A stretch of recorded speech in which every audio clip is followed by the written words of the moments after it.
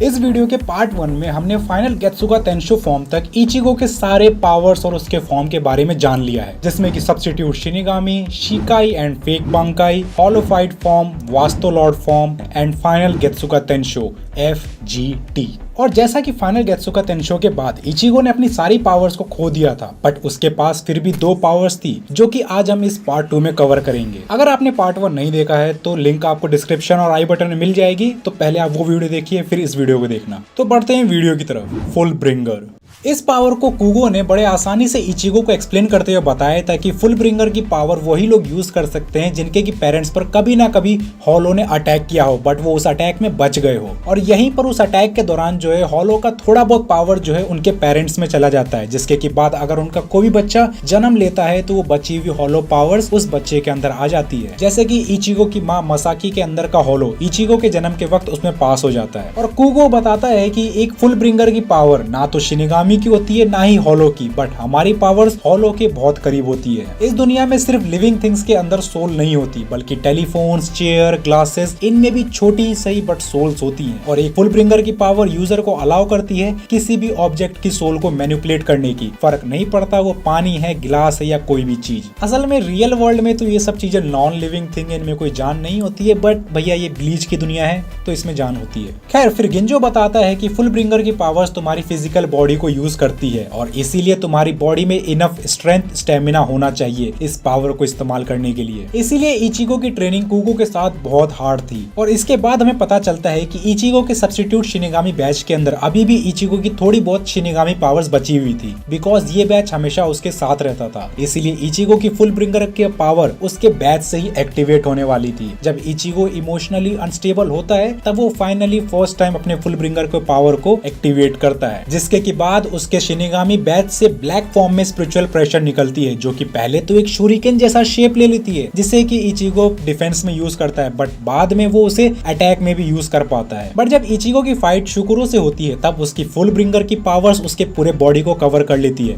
और उसके पुराने वाले शिनिगामी रोब में फॉर्म हो जाती है। इचिगो का फुल ब्रिंगर एक क्लैड टाइप है, जिसकी वजह से उसका फुल ब्रिंगर उसके पूरे बॉडी को कवर करता है, जिसको देख के चैड बोलता है कि wearing his power is his true form. But आखिर इचिगो की फुल ब्रिंगर उसके अपीयरेंस को ही क्यों चेंज कर देती है? बिकॉज हमने पहले भी देखा है कि इचिगो की पावर्स ने उसके पूरे फॉर्म को चेंज किया है, like his bankai and his hollow powers. But इतने सब के बाद भी ये उसकी ट्रू फुल ब्रिंगर नहीं है। ट्रेनिंग के बाद इचिगो का फुल ब्रिंगर हमें देखने को मिलता है, जिसमें कि उसकी पूरी बॉडी ब्लैक स्पिरिचुअल प्रेशर से ढकी होती है, जिसके ऊपर हॉलो के जैसा एक आर्मर होता है। बट इसको यूज करने के लिए उसे अभी भी अपने बैच की जरूरत पड़ती है, जो कि बाद में एक स्वॉर्ड का रूप ले लेता है, बट वो ज़ानगेत्सु जैसा बिल्कुल नहीं होता। ये फॉर्म इतना पावरफुल तो है कि उसने चैड के सबसे पावरफुल अटैक ब्राजो डेरेका डिगांटे को सिंगल हैंड से ही रोक दिया था। इस फॉर्म में इचिगो ने शुकुरो को आसानी से ओवरपावर्ड कर दिया था कि उसके हाथ को काटने के बाद भी शुकुरो को पता नहीं चला था। ये फॉर्म में इचिगो अभी भी गेत्सुगा तेंशो को यूज कर सकता है, जो कि पावरफुल होता है,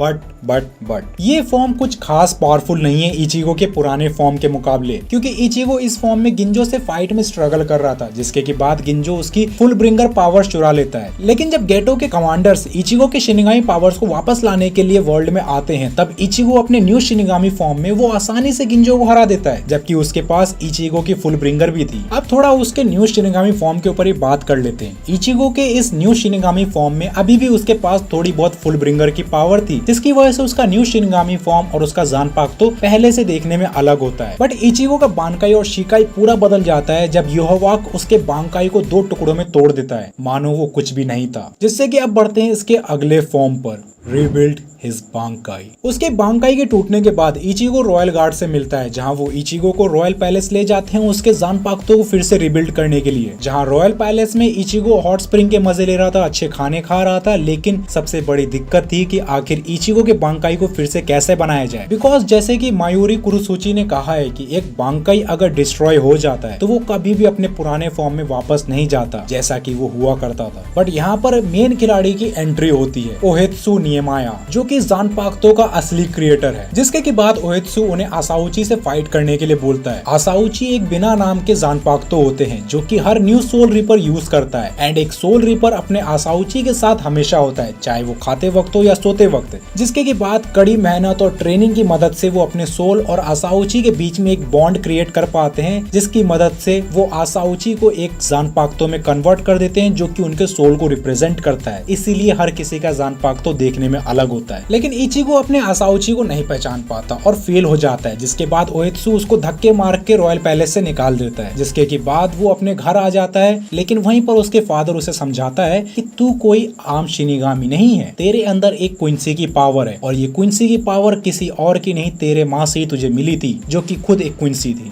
ये चीज जानने के बाद इचिगो का दिमाग खुलता है और फिर से जो है वो वापस सोल सोसाइटी जाता है। लेकिन इस बार आसाउची से लड़ने के बजाय इचिगो एक आसाउची के पास जाता है, जो कि उसे पसंद पड़ता है और बोलता है कि तू मेरा भाई, मैं तेरा भाई, चल आजा मिलके लड़ते हैं। जिसको देख के ओएत्सु इम्प्रेस हो जाता है और इचिगो को बोलता है कि मैं तेरा ज़ानपाक्तो बनाएगा। फिर ओएत्सु अपने बॉडीगार्ड के साथ अपने काम पर लग जाता है, लेकिन इसी बीच नियामाया इचिगो को बताता है कि आसाउची ने तुम्हें इतने आसानी से कैसे एक्सेप्ट कर लिया, और आखिर वो व्हाइट कैसे है, क्या कभी तुमने दिमाग लगाया? क्योंकि इसका कारण है तुम्हारा हॉलो साइड। ओहित्सु इचिगो को बोलता है कि तुम्हारे अंदर का हॉलो ही तेरा असली ज़ानपाक्तो है, और जिसे तू अब तक खुद का ज़ानपाक्तो समझ रहा था, असल में वो तुम्हारे अंदर की क्विंसी पावर की स्पिरिट है। और जिस स्पिरिट को तू अभी तक खुद का ज़ानपाक्तो बोलते आ रहा था, असल में वो तेरे क्विंसी पावर के युवा की परछाई थी। ठीक इसी के बाद इचिगो अपने मन के अंदर अपने क्विंसी पावर से मिलता है, जो इचिगो को सब कुछ समझाता है कि वो कभी भी नहीं चाहता था इचिगो एक सोल रिपर बने, क्योंकि अगर वो एक सोल रिपर बनता है तो उसे ना चाहते हुए भी बिना उसके मर्जी के वो बैटल्स में खींचा चला जाएगा, और इन दी एंड ये सब रोकने के लिए उसे ही इचिगो को मारना होगा। लेकिन वो जाते वक्त इचिगो को बताता है कि उसे बहुत गर्व है कि इचिगो एक शिनिगामी बना, और जब इचिगो का क्विंसी ज़ानगेत्सु गायब हो जाता है तब उसकी जगह उसका रियल ज़ानगेत्सु ले लेता है। क्विंसी ज़ानगेत्सु जाते वक्त ये भी बोलता है कि अब तक तुम जो भी पावर यूज कर रहे थे वो बस एक छोटा सा हिस्सा था तुम्हारी रियल पावर का, और अब मेरे ना होते हुए तुम उन पावर्स का पूरा इस्तेमाल कर सकते हो, क्योंकि मैं उन पावर को सप्रेस कर रहा था ताकि तुम शिनिगामी ना बनो। और जब फाइनली इचिगो का ज़ानपाक्तो फिर से ठीक हो जाता है तो उसे देख के सब चौंक जाते हैं, बिकॉज इचिगो के पास इस बार एक ज़ानपाक्तो नहीं बल्कि दो ज़ानपाक्तो होते हैं, जिनमें से लॉन्ग ब्लेड इचिगो के हॉलो शिनिगामी पावर को रिप्रेजेंट करता है और शॉर्ट स्वॉर्ड उसके क्विंसी पावर को। खैर अब बात करते हैं इस फॉर्म की पावर्स एंड एबिलिटीज की। खैर ज्यादा कुछ बताने को तो नहीं है, बिकॉज इसकी पावर सेम ओल्ड शिकाई एंड बांकाई की तरह है, बट इस बार इचिगो अपने दोनों स्वॉर्ड को एक साथ कंबाइन कर सकता है, और उसके बांकाई में जब उसके दोनों स्वॉर्ड कंबाइन हो जाते हैं तब इचिगो अपने फाइनल ट्रू फॉर्म में एंटर कर पाता है, जो कि देखने में इचिगो के अब तक के सारे फॉर्म का एक मिक्स लगता है। और इस फॉर्म में इचिगो की स्पीड एंड पावर्स इस कदर तक बढ़ जाती है कि योवाक के स्वॉर्ड को मूव करने से पहले ही इचिगो ने उसके हाथ को पकड़ लिया था, और यही नहीं, इचिगो के